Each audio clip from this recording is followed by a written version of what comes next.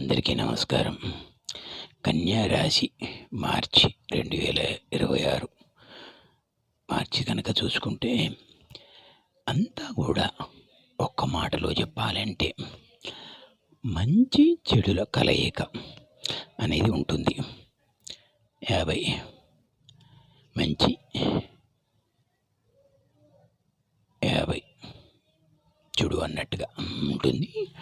అయితే బాగా వ్యాపారస్తులు బాగా కష్టపడాల్సి ఉంటుంది.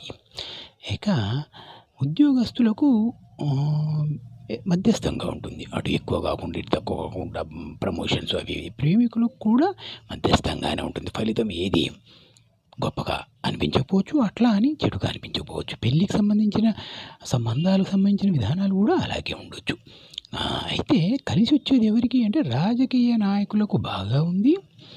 అంటే వాళ్ళకు ఏదైనా కలిసి వచ్చే విధంగా కావచ్చు, ఒక పలుకుబడి పెరగడం కావచ్చు, ఒక మాట తీరు గౌరవం దక్కడం కావచ్చు, అన్ని విధాలుగా కూడా బాగుంది. అదే సినిమా ప్రముఖులకు కూడా చాలా బాగుంది. భార్యాభర్తలకు సంబంధించి కాస్త ఎవరైనా ఓపికగా ఉండడం మంచిది. ప్రయాణాలు జాగ్రత్త. మొత్తంగా 50% మంచిగా 50% చెడుగా అన్నట్టుగా ఉంది.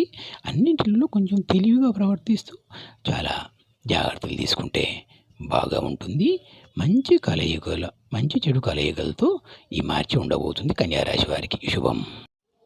అయితే మీకు అత్యంత ధనాకర్షణ కలగడానికి మీరు వ్యాపారస్తులైన ఉద్యోగస్తులైన ఎవరైనా ఉన్న ధనం నిలకడగా ఉండడానికి ధనాకర్షణ యంత్రం మీరు అక్కడ చూస్తుండొచ్చు. ధనాకర్షణ యంత్రం అని కనిపిస్తుంది. ఈ యొక్క ధనాకర్షణ యంత్రాన్ని నేను పూజ ప్రాణప్రతిష్ఠ చేసి మీకు కొరియర్ ద్వారా పంపిస్తాను. మీకు కావలసిన వారు అత్యధికంగా ధనం కావాలి లేదా ధనం బాగానే వస్తుంది ఇంకా కావాలి అనుకునేవారు ఇది పూజ ప్రాణప్రతిష్ఠ చేసి పంపించండి గురువుగారు. నన్ను వాట్సాప్లోనైనా ఫోన్లోనైనా సంప్రదించవచ్చు. ఇలాంటివి ఏదైనా షాపులో ఉంటే తీసుకొచ్చుకోకూడదు. ఎందుకు అనంటే పూజ ప్రాణప్రతిష్ఠ జరగనేది రాయితో సమానం. మనం రాయినైనా చెక్కి మన గుళ్ళల్లో పూజ ప్రాణప్రతిష్ఠ చేస్తాం. అప్పుడే దానికి ఒక ప్రాణం అనేది వస్తుంది. కాబట్టి అది గమనించగలరు. మీకు కావాలంటే నేను పూజ